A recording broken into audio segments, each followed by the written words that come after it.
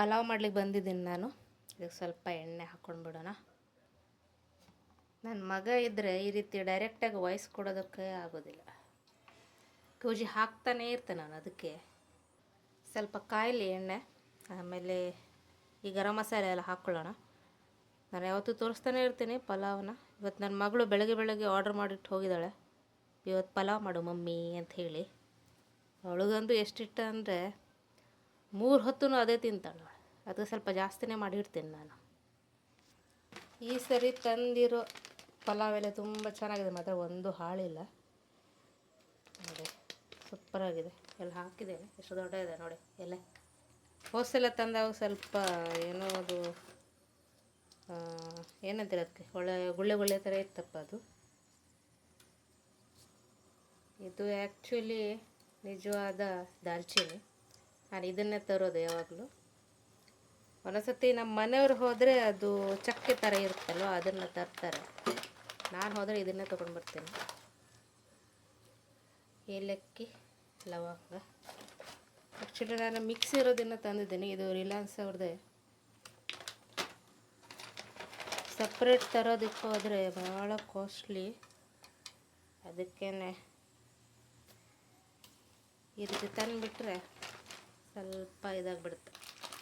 ಜೊತೆಗೆ ಈ ಜಾಯಿಕಾಯಿದು ಹೂವು ಜಾಸ್ತಿ ಬೇಡ, ಒಂದು ಸಣ್ಣ ಸಾಕು. ಎಲ್ಲ ರಿಲಯನ್ಸ್ ಅವ್ರದ್ದೇ. ಈಗ ಹತ್ತಿರದಲ್ಲಿ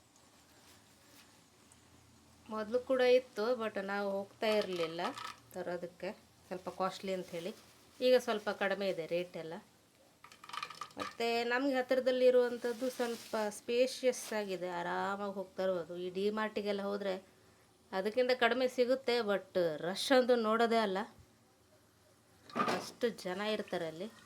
ಕಾಲಿಡೋದಕ್ಕಾಗಲ್ಲ. ಒಂದು ಐಟಮ್ ತರಲಿಕ್ಕೇ 1 ತಾಸು ಹೋಗ್ಬೇಕಷ್ಟೆ. ಕಡಲೆ ಬೀಜ ಹಾಕ್ಕೊಂಡಿದ್ದೀನಿ, ಎಲ್ಲ ಗರಂ ಮಸಾಲೆ ಹಾಕ್ಕೊಂಡಿದ್ದೀನಿ. ಈ ಟ್ರೈಪೋಡಲ್ಲಿ ಹಾಕಿಬಿಟ್ರೆ ಬೆಸ್ಟ್ ಕೆಲಸ ಆಗಿಬಿಡುತ್ತೆ. ಇಲ್ಲಾಂದರೆ ಕೈಯಲ್ಲಿ ಇಟ್ಕೊಂಡು ಮಾಡೋಣ ಅಂದರೆ ಆಗೋದೇ ಇಲ್ಲ. ಈಗ ಸ್ವಲ್ಪ ಈರುಳ್ಳಿ ಹಾಕೋತೀನಿ. ಎಲ್ಲ ಪಟ ಅಂತ ಇದೆ ನೋಡಿ.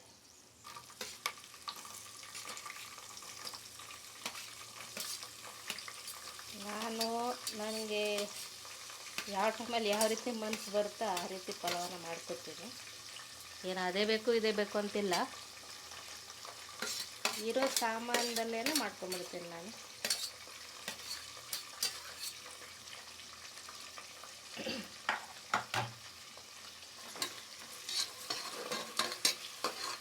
ಚೆನ್ನಾಗಿ ಫ್ರೈ ಮಾಡ್ಕೊತೀನಿ ಫಸ್ಟಿಗೆ. ಆ್ಯಕ್ಚುಲಿ ನೋಡಿದರೆ ನೀವು ಮೊದಲೇನೂ ಕೂಡ ಮಾಡಿದ್ದನ್ನು, ಅದ್ರ ಒಂದ್ಸತಿ ತೋರಿಸ್ಬಿಡುವ ಅಂಥೇಳಿ.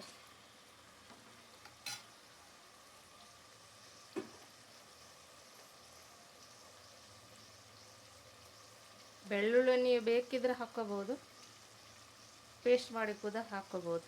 ನಾನು ಹೀಗೇ ಹಾಕ್ತೀನಿ.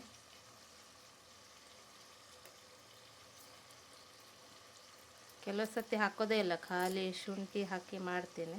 ಅದು ಏನಂತೀರ, ಈರುಳ್ಳಿ ಬೆಳ್ಳುಳ್ಳಿ ತಿಂದೇ ಇರೋ ದಿನ ಆ ರೀತಿ ಮಾಡ್ಕೋತೀನಿ ನಾನು. ಡೈರೆಕ್ಟಾಗಿ ಪಲಾವ್ ಪುಡಿ ಎಲ್ಲ ಹಾಕಿ ಮಾಡಿಕೊಂಡ್ರೆ ಆಯಿತು.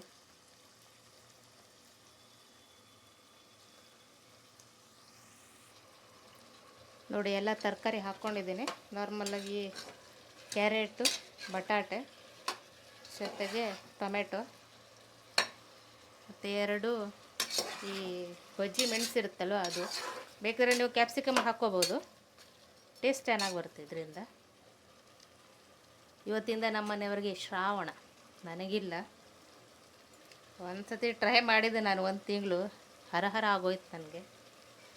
ಅದಕ್ಕೆ ಸುಮ್ಮನೆ ಮನಸ್ಸಿನಲ್ಲಿ ಅಂದ್ಕೊಂಡು ಮಾಡೋದಕ್ಕಿಂತ ಮಾಡದಿರೋದು ಬೆಟರು ಅಂಥೇಳಿ. ಅವ್ರು ಮಾಡ್ತಾರೆ, ಈಗ 1 ತಿಂಗಳು ತಿನ್ನೋದಿಲ್ಲ ಅಂತ ಹೇಳ್ತಾ ಇದ್ದಾರೆ. ನಮ್ಮ ಪಪ್ಪ ಮೊದಲು ಮಾಡ್ತಾಯಿದ್ರು. ಶ್ರಾವಣಕ್ಕೆ ಬಿಟ್ಟರೆ ಸೀದಾ ಈ ಡಿಸೆಂಬರ್ ಟೈಮಲ್ಲಿ ನಮ್ಮ ಕುಲದೇವ್ರಿಗೆ ಹೋಗಿ ಬಂದೇನೆ ಅವರು ನಾನ್ ವೆಜ್ ತಿಂತಾಯಿದ್ರು.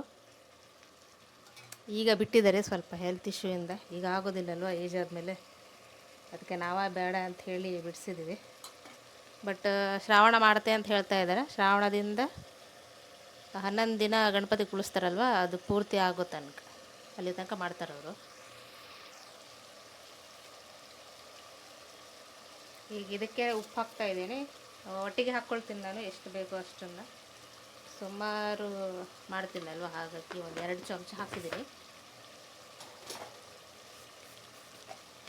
ರ್ಯಾಂಡಮಾಗಿ ಮಾಡ್ತಾಯಿದ್ದೀನಿ ನಾನು, ಪಟ ಅಂತ. ಇವತ್ತೆ ಅರಿಶಿನ ಎಲ್ಲ ಒಟ್ಟಿಗೆ ಹಾಕಿ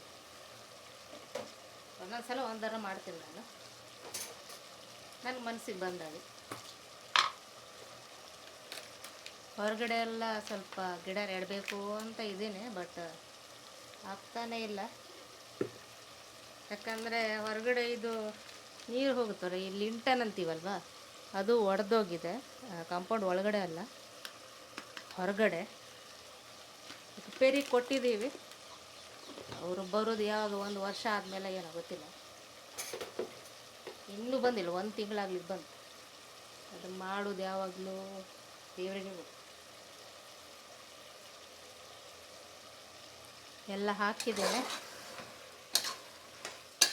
ಈಗ ಅಕ್ಕಿ ಒಂದು ತೊಳೆದು ಹಾಕಿದ್ರೆ ಆಯಿತು, ಜೊತೆಗೆ ಕೊತ್ತಂಬರಿ ಸೊಪ್ಪು. ನಾನಿವತ್ತೇ ಲಿಂಬು ಯೂಸ್ ಮಾಡ್ತಾಯಿಲ್ಲ, ಟೊಮೆಟೊ ಸ್ವಲ್ಪ ಜಾಸ್ತಿನೇ ಹಾಕಿದ್ದೀನಿ. ಹಾಗಾಗಿ ಕೊತ್ತಂಬರಿ ಸೊಪ್ಪು, ಪುದೀನ ಇದ್ದರೆ ಪುದೀನ ಹಾಕ್ಕೊಳ್ಳಿ, ನನ್ನ ಹತ್ರ ಇಲ್ಲ ಅದಕ್ಕೆ ಹಾಕಿಲ್ಲ. ಸ್ವಲ್ಪ ಚೆನ್ನಾಗಿ ಫ್ರೈಯಲ್ಲಿ ಎಣ್ಣೆಯಲ್ಲಿ ಅಲ್ಲಿ ತನಕ ಅಕ್ಕಿನ ತೊಳ್ಕೊಂಡು ಬರ್ತೀನಿ. ನಾನು 3 ಕಪ್ಪಷ್ಟು ಅಕ್ಕಿನ ತೊಗೊಂಡಿದ್ದೇನೆ. ಸ್ವಲ್ಪ ಎಣ್ಣೆಯಲ್ಲಿ ಫ್ರೈ ಮಾಡಿಕೊಂಡು 6 ಕಪ್ಪು ನೀರನ್ನ ಹಾಕ್ಕೊಳ್ತೀನಿ ನಾನು. ನಮ್ಗೆ ಸ್ವಲ್ಪ ತುಂಬ ಗಟ್ಟಿ ಆದರೆ ಆಗೋದಿಲ್ಲ, ಸ್ವಲ್ಪ ಮೆತ್ತಗಿದ್ರೆ ಅಡ್ಡಿಲ್ಲ. ಪೂರ್ತಿ ಮೆತ್ತಗಲ್ಲ, ಪೂರ್ತಿ ಗಟ್ಟಿನೂ ಅಲ್ಲ. ಆಗಿದೆ ಇವಾಗ. ಈಗ ಕುಕ್ಕರ್ ಮುಚ್ಚಿ ಒಂದು 2 ಸೀಟಿ ತೆಗೆದ್ರೆ ಆಯಿತು.